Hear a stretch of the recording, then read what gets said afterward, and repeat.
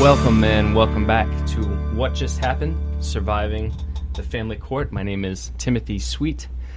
I am a Rhode Island divorce and family court attorney in the great state of Rhode Island. I am joined by Jane McAuliffe today from Collaborative Divorce Strategies. Good morning. Thank you so much for joining us, and we are now jumping into episode 7 of this podcast, in which we're going to discuss what I call the Enigma of Alimony, a rather heavy and abstruse topic, and that's why I wanted to bring in Jane to kind of glam it up and help us discuss it in length, and hopefully we can break it down and make it palatable and put a good face on it. But first, before we jump into the deep well of the alimony discussion, a reminder of who we are and why we're here, and put this podcast together with Patricia Raskin of Raskin Resources Productions. We also have Tony Jones slaving away behind the camera, and Guillermo Garcia of Pixels Digital Productions, all taking time away from all of them, so we can help you, the listener, try to bridge what is really or can be a toxic swamp of the family court. We're just trying to get you from the start to the finish with your dignity intact and your head held high, try to get you in and out and on with your life. If you are just joining us now, you're picking us up on episode 7, a very belated welcome, and we hope that we can help you. As I said, I'm joined by Jane McAuliffe, and that is not by accident. In reflecting on the last half dozen or so episodes, I'm happy with them. I'm happy with the feedback, but I'm also cognizant of the fact that they've at times been a bit heavy and a little bit gloomy, and hopefully she can breathe a bit of life into at least this one episode for us. Do you want to tell them a little bit about what Collaborative Divorce Strategies is, Jane? Yeah, that would be great. Again, thank you for having me. I'm Jane McAuliffe. I'm a certified divorce financial analyst, and I am the president of Collaborative Divorce Strategies. And what we are is a financial planning firm that helps clients and individuals do some divorce financial planning and mediation around the equitable distribution of your assets throughout divorce. And a lot of what I do with clients is help them understand what their financial implications will be before they sign off on the dotted line. Things like, what assets am I going to be getting out of my divorce? What's my future income look like? And what does my potential support look like? And that's why alimony and the topic of this is so near and dear to my heart, because a lot of planning goes into making your case. Not only that, but also determining what your future income needs are. So that's why this is such a critical part of the planning process, to determine what that may be in the future. And that's why it's such an elegant dovetail, really, from Jane's own podcast called, what is the podcast called? Covering Your Assets? It's called Covering Your Assets with $2. And why this was really just the perfect episode to have her give an inroad into my own podcast and join us today, because this is something, as she said, that's near and dear to her heart, something she arm wrestles with on a daily basis. And I really think the podcast will benefit from not only her expertise, but her heart in this matter. I'm always cognizant of these things becoming a little too monotonous, and I wanted to bring her in for her specialty and to try to clear up any misconceptions. Without any further delay, alimony, I think, is something that the family court has dealt with, and I think it's as important to discuss what alimony is as it is to discuss what alimony most assuredly is not. What alimony is not, it is not an income equalization tool. If your spouse makes $300,000 and you make $80,000, you cannot claim that alimony should be used in order to equivocate those two, or that you are in some way owed a disparity of your spouse's income simply because he or she makes more than you. That is not at all what alimony is. Alimony is also not, at least in the state of Rhode Island, it's usually not for a very long time. I know Jane hates this term, but alimony in Rhode Island is considered rehabilitative. It is there in order to get the spouse being paid alimony onto his or her feet in the job market, get them the certification, the training, the education, the background really that they need in order to either enter or re-enter the job market after a long lag time of, say, being a homemaker, raising the kids, or putting their career prospects aside for the better good of the marital household. So alimony is temporary support paid from one spouse to the other in order that they can get that kind of background, training, education, or re-education so that they can become self-sufficient and self-supporting so that they can pay their own way, pay the bills, pay the mortgage, take care of the kids if there are any children, and not be tethered any longer to their former spouse. Because I think one thing everybody who's been divorced can agree, if at all possible, it's better to have as elegant a cutoff from the former spouse as you can, because it really doesn't do anybody any good more often than not to keep them intertwined. Alimony is rehabilitative. It is not punitive. The court will speak out of both sides of its mouth in discussing alimony, because one of the many factors, which Jane and I will go over in just a little while, is the conduct of the parties. But if you understand anything from this, understand that alimony will not be granted or refused based on the conduct of the paying spouse. It's one factor of many, but it is probably the least weighted factor of many when determining whether alimony is going to be granted, if it is granted, for how long, at what amount, and at what frequency, so on and so forth. Again, it's rehabilitative. It is not punitive. And I've seen in the court that it seems to be at a certain nadir point right now. I'm seeing alimony granted less and less often. When it is granted, I'm seeing it granted for shorter and shorter periods of time and for less and less money. So without this very gross oversimplification of what alimony is and is not, again, it is not forever.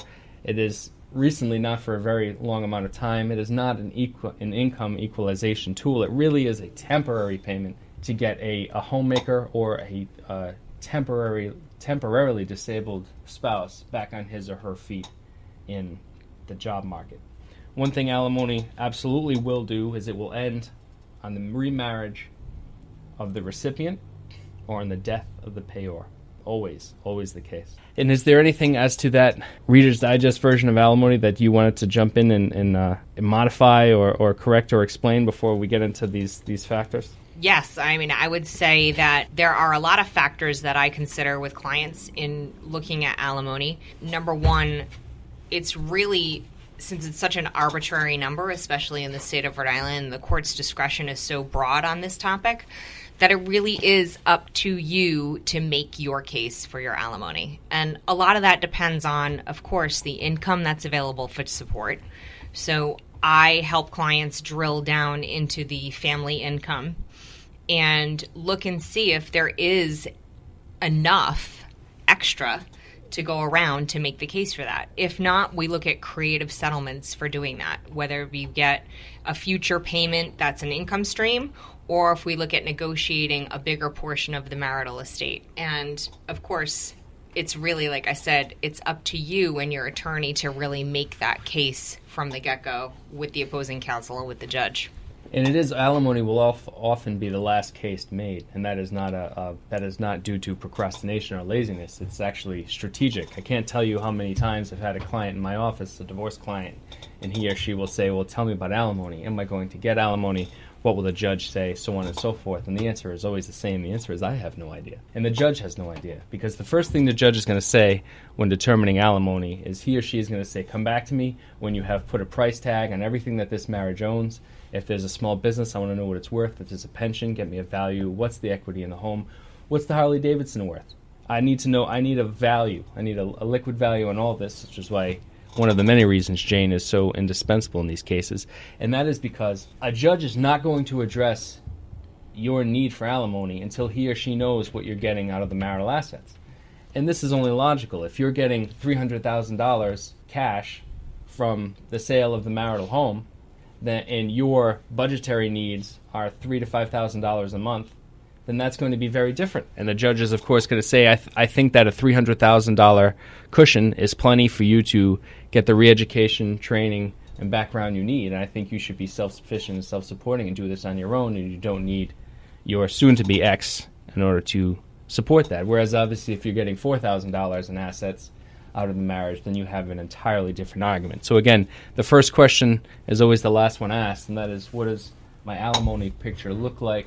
And the short answer is, I don't know, until we can, and Jane can, at Collaborative Divorce Strategies, until she can put a price tag on everything. One of the things that I wanted to jump in here with, Tim, that's important is that when we're looking at the entire marital estate and the breakdown of that estate, if we're looking at very little liquid assets, which a lot of the times that is the case, where there's very little equity in the home, or there's very little savings or brokerage accounts, And we're really looking at dividing retirement accounts and pensions, which, again, could be an illiquid asset at the current time. You may be in your early 40s or mid 40s where you don't have the ability to tap into those accounts to bridge that gap without penalty until age 59 and a half. So when we're looking at the strategy for alimony, this, again, can help solidify your case with proper planning ahead of time, doing your budgetary needs and looking at the breakdown of the estate, and you're able to then go back to make the case, okay, I will be getting assets, but they're retirement assets. I can't access that till 10 or 15 years down the road. That still leaves me with a gap in income. And there is enough income to support an alimony or spousal support payment in the meantime. So that's, again, where I can add value to that creative settlement strategy to help avoid some of those roadblocks. Creativity is so critical at problem solving and getting these cases finished in a way that, again, leaves both parties and the children with dignity intact. So the factors, if you're going to have the alimony discussion, as I said, the factors to consider first and foremost are what are the assets and most notably the liquid assets that each party is going to get per equitable distribution of the divorce. Who's getting the equity out of the home, who's getting the IRA, who's getting, if there's a substantial CD or joint bank account or other readily accessible investment. Other factors include the length of a marriage. Please do not go up to a judge having just come back from being married in Vegas and having a 2-week honeymoon and ask for alimony, because you will be laughed out of the court. The longer the marriage, the better the case for alimony. As I discussed very briefly, the conduct of the parties is considered. It is not weighted because, again, alimony is not punitive. If we're hearing a lot of the wives who want alimony because their husbands cheat. Now, cheating or infidelity, you can make a strong case for a disproportionate equitable distribution of assets, which just means that the wife would get more stuff. But it's not necessarily going to save the day on your alimony claim. The needs of the party, of course, the needs of the party who will be paid alimony, what his or her budgetary needs are in order to live a certain lifestyle, which is one of the ways Jane becomes so important, and whether that person also has placement of the children and what their needs or special needs may be. And if we're going to consider the needs of the party being paid alimony, we of course have to give attention to the resources, income, and ability to pay of the party who would be paying the alimony. And so what it gets to is not necessarily, again, it's not an income equalization tool, so we're not going to say that both parties should make about the same amount of money moving forward. So it's not actually about how much money you make, it's how much money you could make. The critical keyword here is income capacity. What is your age? What is your education? What is your work experience? Is your trade or craft or skill outmoded in the current job market, or are you still very much in demand? And then also income and more of a short-term consideration. So it's up to a judge at the end of the day, and usually at the end of the divorce, in order to weigh in and consider all of these topics, which is why it's so important to speak with Jane at Collaborative Divorce Strategies in order to put too fine a point on it. I would say another thing, one of my clients come to me, they're not really aware of the differences between child support and alimony from a taxability standpoint. So when we talk around these terms of asking for a potential income or spousal support payment, that, in fact, is taxable to them versus child support, which is not taxable to them. Conversely, for the payor or their spouse that is paying the alimony, they're able to deduct that from their income. So there is some benefit, if you want to call it a benefit, but there is some benefit from the payor spouse where they're able to deduct that from their taxable income. Conversely, if we're looking at creative strategies and we're looking at a bigger piece of the marital estate in lieu of alimony, that's different altogether. So now the other attorney or judge may say, okay, we're looking at a smaller number now because we've got to factor in that amount that's going to the spouse is not going to be taxable to them, and it's not going to have the tax deductibility to this payor spouse. So again, involving someone like myself with Tim as your team of divorce professionals, we are analyzing all of those different scenarios. And if they're making a counter proposal that seems less or totally off base, I can help look at that from a pre and post tax standpoint to make sure that you're getting, a number that works for you, number one, and that's also equitable. And as for the other aspects to consider of duration of alimony is whether it's granted at all, as well as the frequency of alimony. Almost never will you see alimony paid as a lump sum. It's almost always paid out, usually monthly, sometimes weekly, and but also the amount and the frequency and the duration. How many months or how many years the alimony will be paid, again, is all determined by a judge, all based mostly upon several factors, but more importantly than any of the others, the needs of the party being paid and the ability to pay of the payor.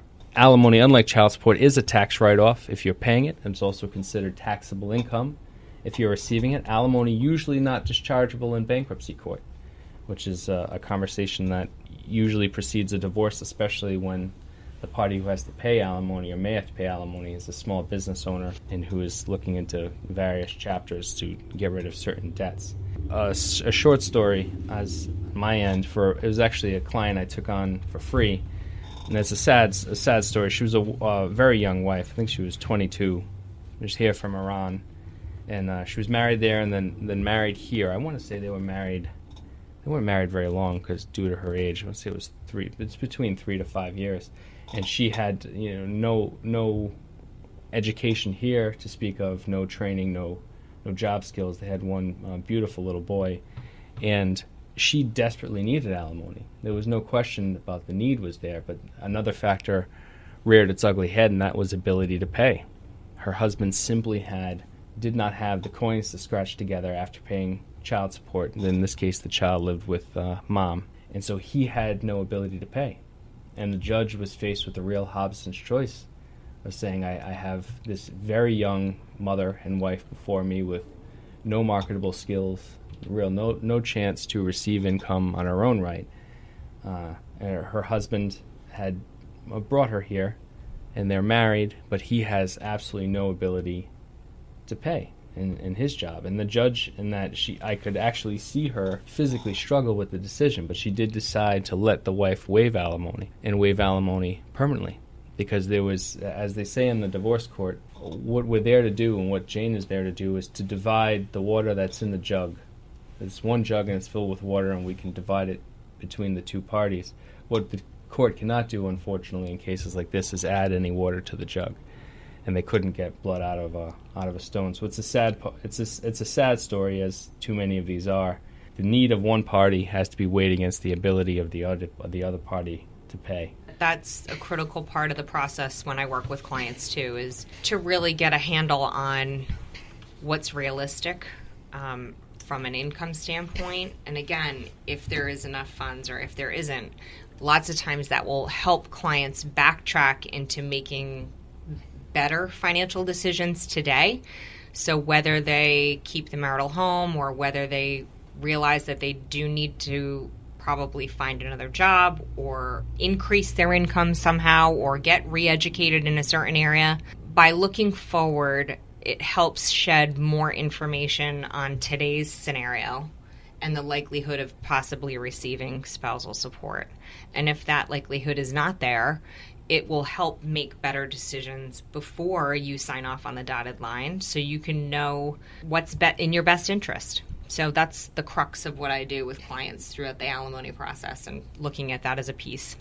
And just, it's important, so important what Jane does. It's I'd say it's equally as important sitting down and meeting with her at Collaborative Divorce Strategies as it is with speaking with a legal representative who, heaven bless us, but we do tend to be a bit myopic and a little short-sighted. And Jane has, been going on 20 years experience now in refusing to allow herself or her clients to be short-sighted and considering the 30,000-foot view. And it's been lovely having you on today, Jane. It's Thank you. I'm accustomed to radio through the great Patricia Raskin, and I enjoyed having her feedback on the radio program, and I think that's the one thing I've missed, and now converting it to podcasts is my previous episodes were just me talking into a microphone. And so as far as feedback in this episode, I would love to hear from you, so that in the future what I'd love to do is engage listeners and with their questions and concerns and try to answer some of those so we can get a kind of indirect discussion or discourse going, so it's not just me up here talking.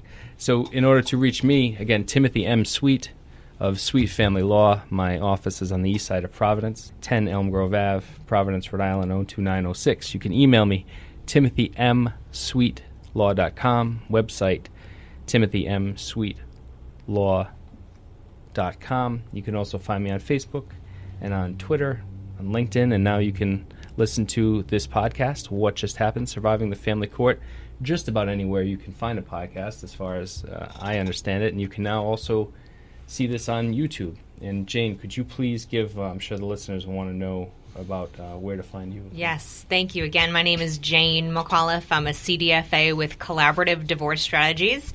You can find me on LinkedIn and Facebook under either Jane McAuliffe or Collaborative Divorce Strategies, and you can feel free to visit my website and get in contact there at www.collaborativedivorcestrategies.com. And if you have enjoyed this and you found this helpful, as we hope you always do, next week, if you could tune in, Episode 8 is going to be dedicated to how you as a party to a family court matter can survive having to take the stand and bear the brunt of a blistering cross-examination. This is when you have to take the stand. Your lawyer asks you easy questions. Their lawyer asks you very difficult questions, what to do and what not to do, and to get yourself through that.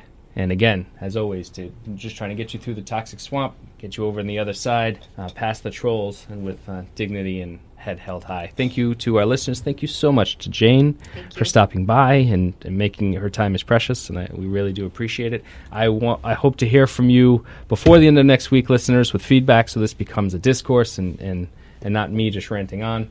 And until then, we'll see you next week for Episode 8, and we'll teach you what to do to survive cross-examination. This is Timothy M. Sweet, What Just Happened, Surviving Family Court.